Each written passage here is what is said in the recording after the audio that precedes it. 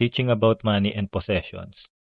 Don't store up treasures here on earth, where moths eat them and rust destroys them, and where thieves break in and steal.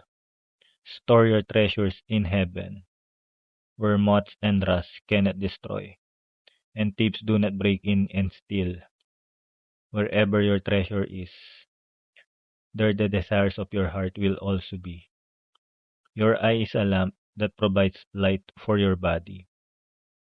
When your eye is good, your whole body is filled with light. But when your eye is bad, your whole body is filled with darkness. And if the light you think you have is actually darkness, how deep darkness is. No one can serve two masters, for you will hate one and love the other. You will be devoted to one and despise the other. You cannot serve both God and money. That is why I tell you not to worry about everyday life, whether you have enough food and drink or enough clothes to wear. Isn't life more than food and your body more than clothing? Look at the birds.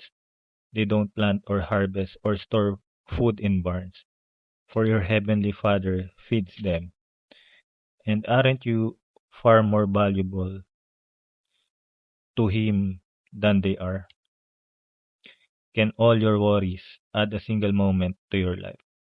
And why worry about your clothing?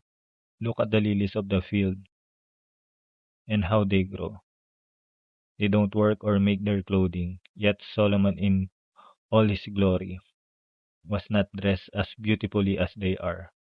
And if God cares so wonderfully for wildflowers that are here today and thrown into the fire tomorrow, He will certainly care for you.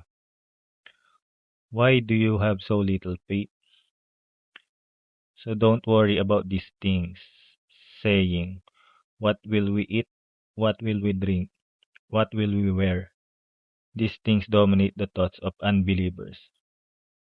But your heavenly Father already knows all your needs.